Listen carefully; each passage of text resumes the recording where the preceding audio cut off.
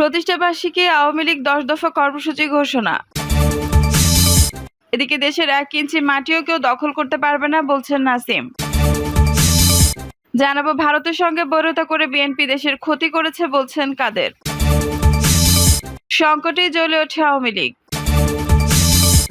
এবং সর্বশেষ জানাবো আওয়ামী লীগ ছেড়ে রাজনীতিতে উদ্বাস্ত তারা। দর্শক শুনছিলেন সংবাদ শিরোনাম, এখন বিস্তারিত। প্রতিষ্ঠাবার্ষিকী আওয়ামী লীগের ১০ দফা কর্মসূচি ঘোষণা। আওয়ামী লীগের ৭৫তম প্রতিষ্ঠাবার্ষিকী প্লাটিনাম জুবিলি উপলক্ষে কর্মসূচি ঘোষণা করেছে দলটির সাধারণ সম্পাদক ওবায়দুল কাদের।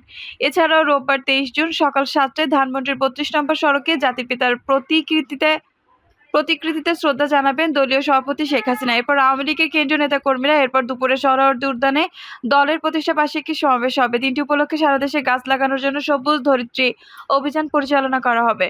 সোমবার ২৪ জুন সন্ধ্যায় হাতিরঝিল সাংস্কৃতিক অনুষ্ঠান আয়োজন করা হবে। এরপর ২৮ জুন হবে সাইকেল র্যালি। ওবায়দুল কাদের বলেন, আজকে দেশের সব মহৎ অর্জন আওয়ামী লীগের মাধ্যমেই অর্জিত হয়েছে। গৌরবোজ্জ্বল ইতিহাস পেরিয়ে এসেছে এ দল। সিলেট অঞ্চলের জনপ্রতিনিধিদের পানিবন্দী মানুষকে সহযোগিতার আহ্বান জানিয়ে কাদের বলেন, সিলেট বন্যা পরিস্থিতি প্রধানমন্ত্রী শেখ হাসিনা নিয়মিত খোঁজ খবর নিচ্ছেন। সিলেটে ভয়াবহ বন্যা পরিস্থিতি, এই অবস্থায় আওয়ামী লীগ নেতাকর্মীদের ত্রাণ কার্যক্রম এবং উদ্ধার কার্যক্রমে অংশ নিতে হবে। দেশের ১ ইঞ্চি মাটিও কেউ দখল করতে পারবে না বলছেন নাসিম। বাংলাদেশ আওয়ামী লীগের যুগ্ম সাধারণ সম্পাদক ও ঢাকা ৮ আসনের সংসদ সদস্য কৃষিবিদ আফম বাহুদ্দিন নাসিম বলেছেন, সেন্ট মার্টিন বাংলাদেশের একটি ভূখণ্ড। এই ভূখণ্ডে বাংলাদেশের মানুষেরই বসবাস করে তাদের জীবনের মূল্য অনেক বেশি। তাদের জীবন ও জীবন মান সমুন্নত রাখা বর্তমান সরকারের দৃঢ় অঙ্গীকার। এই ভূখণ্ড কারো দ্বারা ক্ষতিগ্রস্ত হতে দেওয়া হবে না। শেখ হাসিনা ক্ষমতায় থাকা অবস্থায় দেশের ১ ইঞ্চি মাটিও কেউ দখল করতে পারবে না। তিনি বলেন, যারা সাম্প্রদায়িক শক্তি ও সাম্প্রদায়িক বিষ পাম্প ছড়িয়ে বাংলাদেশকে বিভক্ত করতে চায় তাদের মোকাবেলা করার একমাত্র শক্তি ও একমাত্র বাতিঘর হলো দেশরত্ন শেখ হাসিনা। আমরা সবাই তার পাশে থেকে দেশবিরোধী অপশক্তি অপরাজনীতিকে প্রতিহত করব। যারা আমাদের বাংলাদেশের শান্তি বিনষ্ট করতে চায় তাদের বিরুদ্ধে আমরা সবাই একত্রিত হয়ে মোকাবেলা করব। আমরা শেখ হাসিনার নির্দেশিত পথ অনুযায়ী দেশকে এগিয়ে নিয়ে যাব। নাসিম বলেন, আমরা সবাই দেশরত্ন শেখ হাসিনার জন্য দোয়া করব, যাতে তিনি সারা জীবন আমাদের ১৮ কোটি মানুষের সেবা করে যেতে পারেন। মুক্তিযুদ্ধের চেতনায় অসাম্প্রদায়িক বাংলাদেশ, গণতান্ত্রিক বাংলাদেশ গঠনে আমরা সবাই তার পাশে আছি। তিনি সুস্থ থাকলেও দীর্ঘজীবী হলে বাঙালি জাতি উপকৃত হবে। আওয়ামী লীগের সিনিয়র এই নেতা বলেন, আওয়ামী লীগ সবসময় মানুষের পাশে দাঁড়ায়। আমাদের রাজনীতি হলো দেশের মানুষের জন্য। আমরা বঙ্গবন্ধু কন্যা দেশরত্ন শেখ হাসিনার নির্দেশে মানুষের পাশে দাঁড়ায়। আমাদের দায়িত্ব হলো মানুষকে ভালোবাসা, মানুষের পাশে থাকা। দেশের সব দুর্দিন ও দুঃসময় আওয়ামী লীগের নেতাকর্মীরা মানুষের পাশে ছিল। ঢাকা ৮ আসনের নেতাকর্মীদের উদ্দেশ্যে তিনি বলেন, আপনারা আমাকে ভোট দিয়ে দেশরত্ন শেখ হাসিনার প্রার্থী হিসেবে নির্বাচিত করেছেন, এজন্য আমি আপনাদের প্রতি কৃতজ্ঞতা জানাই। নির্বাচনে আমাকে জয়ী করার জন্য সবাই অনেক পরিশ্রম করেছেন, তার জন্য আমি আপনার সবার কাছে চিরঋণী। আমি সবসময় আপনাদের পাশে আছি। আপনাদের যে কোনো প্রয়োজনে আমাকে আপনার পাশে পাবেন ইনশাআল্লাহ। ভারতের সঙ্গে বৈরতা করে বিএনপি দেশের ক্ষতি করেছে বলছেন কাদের। ভারতের সঙ্গে বৈর সম্পর্ক সৃষ্টি করে বিএনপি দেশের ক্ষতি করেছে দাবি করে আওয়ামী লীগ সাধারণ সম্পাদক ওবায়দুল কাদের বলেছেন, আওয়ামী লীগ বন্ধুত্বপূর্ণ সম্পর্ক চায়। আওয়ামী লীগ সাধারণ সম্পাদক ওবায়দুল কাদের বলেন, ভারতের সঙ্গে বৈরী সম্পর্ক করে বিএনপি বাংলাদেশের ক্ষতি করেছে। আমরা বৈরতা চাই না, বন্ধুত্বপূর্ণ ভারসাম্যমূলক ও সম্মানজনক পারস্পরিক কূটনীতি চাই। সম্পর্ক ভালো রাখতে চাই। সম্পর্ক বন্ধুত্বপূর্ণ হলে আলোচনার টেবিলে সমস্যার সম্মানজনক সমাধান সম্ভব। ভারতের সঙ্গে কম্প্রিহেন্সিভ পার্টনারশিপ করছি। বাংলাদেশের জাতীয় স্বার্থে বিকিয়ে দিয়ে কারো সঙ্গে সম্পর্ক করব না। তিনি বলেন, জিয়াউর রহমান, এরশাদ ও খালেদা জিয়ার আমলে ভারতের সঙ্গে সম্পর্ক বৈরী ছিল। তারা পারস্পরিক সম্পর্কে সংশয় ও অবিশ্বাসের দেওয়াল সৃষ্টি করেছিলেন। খালেদা জিয়া ভারতের সঙ্গে বৈরতা করে বাংলাদেশের সবচেয়ে বেশি ক্ষতি করেছেন। কাদের দাবি, ভারত পার্লামেন্ট সর্বসম্মতভাবে সীমান্ত সমস্যা সমাধানের সিদ্ধান্ত নিয়েছে। ভারতের প্রধানমন্ত্রী নরেন্দ্র মোদী উদ্যোগ নিয়েছেন সিলেটের বন্যা পরিস্থিতি নিয়ে। ওবায়দুল কাদের বলেন, সিলেট অঞ্চলে বন্যা পরিস্থিতি দেখা দিয়েছে, বহু মানুষ পানিবন্দী অবস্থায় আছেন। প্রধানমন্ত্রী শেখ হাসিনা নিয়মিত বন্যা পরিস্থিতির খোঁজ খবর নিচ্ছেন। দলের নেতাকর্মীদের উদ্ধার ও ত্রাণ কার্যক্রমে অংশ নেওয়ার আহ্বান জানিয়েছেন। দুর্যোগ প্রতিমন্ত্রী বন্যা কবলিত এলাকায় পরিদর্শন করেছেন, ত্রাণ কার্যক্রম পরিচালনা করছেন। সংকটে জ্বলে ওঠে আওয়ামী লীগ। ৭৫ বছর পূর্ণ করতে যাচ্ছে আওয়ামী লীগ। এই উপমহাদেশে একটি রাজনৈতিক দলের ৭৫ বছর পূর্ণ করে একটি বিরল ঘটনা। এই ৭৫ বছর আওয়ামী লীগের ক্ষয়িঞ্চু হয়নি, অস্তিত্বের সংকটে ভোগেননি। অস্তিত্বের সংকটে ভোগেনি, বরং ক্রমশ যেন আরো উজ্জ্বল এবং দীপ্ত হয়ে উঠেছে। বাংলাদেশের রাজনীতিতে আওয়ামী লীগ এখন অপরিহার্য একটি নাম। আওয়ামী লীগ গত ৭৫ বছরে বারবার বিভিন্ন সংকট এবং চড়াই উতরাইয়ের মধ্য দিয়ে গেছে এবং এই প্রতিকূলতা মোকাবেলা করে আজকের অবস্থানে অটুট রয়েছে। জাতির পিতা বঙ্গবন্ধু শেখ মুজিবুর রহমানের আদর্শে গড়া এই রাজনৈতিক দলটি। আওয়ামী লীগের রাজনীতিতে সবচেয়ে তাৎপর্যপূর্ণ দিক হলো সংকটে এই দলটি বিপর্যস্ত হয়ে পড়ে বটে, তবে সংকটে আওয়ামী লীগ বারবার জ্বলে উঠেছে। আওয়ামী লীগকে মনে করা হয় অনেকটা ফিনিক্স পাখির মতো।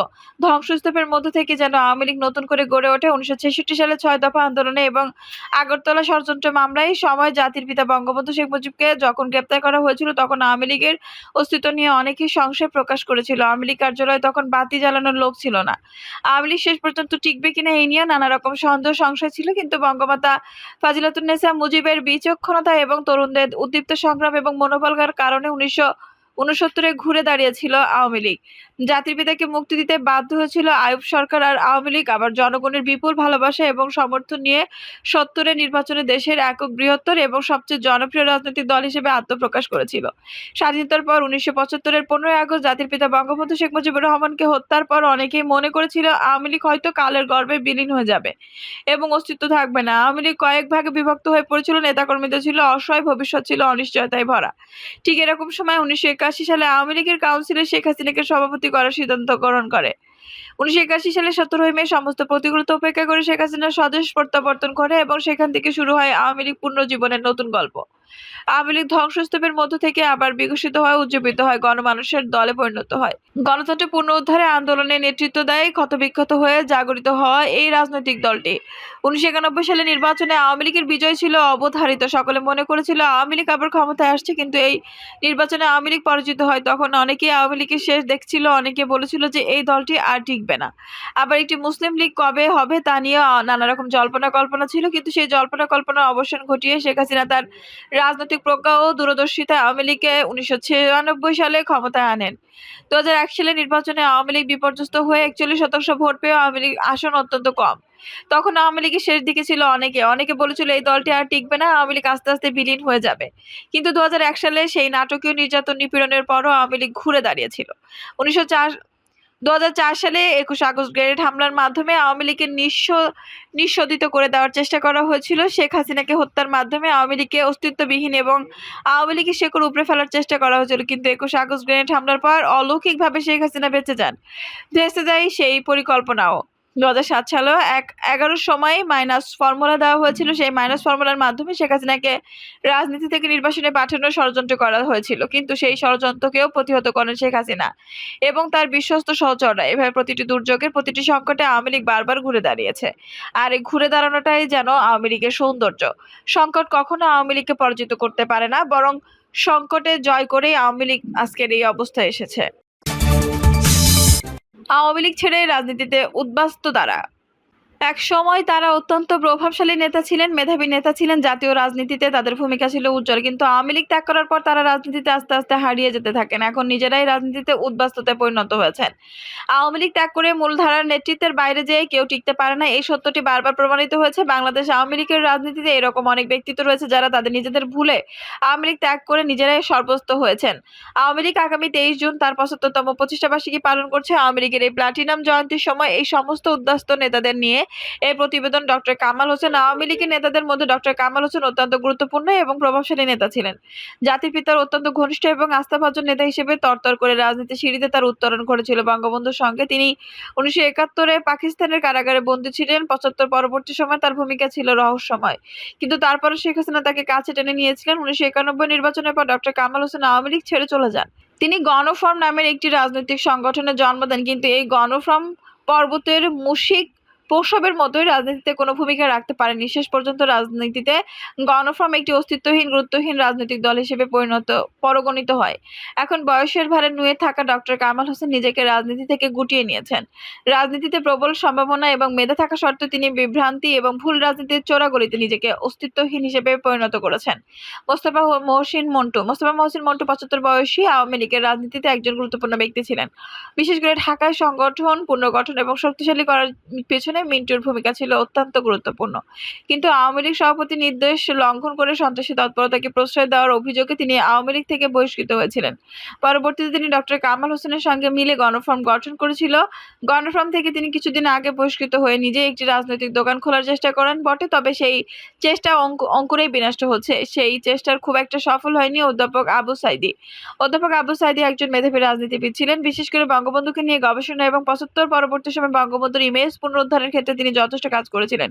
কিন্তু ২০০৭ সালে তিনি সংস্কারপন্থী হয়ে ওঠেন। এর আগেও তার বিভ্রান্তি হয়েছিল। তিনি আব্দুর রাজ্জাকের সঙ্গে মিলে বাকশালে যোগ দিয়েছিলেন, তবে ১/১১-তে তার বিভ্রান্তির কারণে তিনি মনোনয়ন বঞ্চিত হন পাবনার আসন থেকে। পরবর্তীতে তিনি আওয়ামী লীগের আর থাকেননি। ২০১৮ নির্বাচনে তিনি জাতীয় ঐক্যফ্রন্ট থেকে ধনের শীষ প্রতীকে নির্বাচন করে পরাজিত হন। গত নির্বাচনে তিনি স্বতন্ত্র হয়ে পরাজিত হন। রাজনীতিতে তিনি এখন উদ্বাস্তু। সুলতান মোহাম্মদ মনসুর আহমেদ আওয়ামী লীগের ৭৫ পরবর্তী ছাত্র নেতাদের মধ্যে সবচেয়ে সম্ভাবনাময় মনে করা হতো সুলতান মোহাম্মদ মনসুর আহমেদকে। তিনি শেখ হাসিনার অত্যন্ত ঘনিষ্ঠ ছিলেন এবং আওয়ামী লীগ সভাপতি যাদেরকে নিজ হাতে গড়ে তুলেছিলেন তাদের মধ্যে সুলতান মোহাম্মদ মনসুর আহমেদ ছিল অন্যতম। কিন্তু তিনি ১/১১ সময়ে সংস্কারপন্থী হয়েছেন এবং সংস্কারপন্থী হওয়ার কারণেই তিনি পরবর্তীতে রাজনীতির মূলধারা থেকে বিচ্ছিন্ন হয়েছেন। ২০১৮ নির্বাচনে তিনি জাতীয় ঐক্যফ্রন্ট থেকে ধানের শীষ প্রতীকে নির্বাচন করেন। এবার তিনি আর নির্বাচনে অংশগ্রহণ করেননি। রাজনীতিতে তিনি এখন পথভ্রষ্ট এবং অস্তিত্ববিহীন।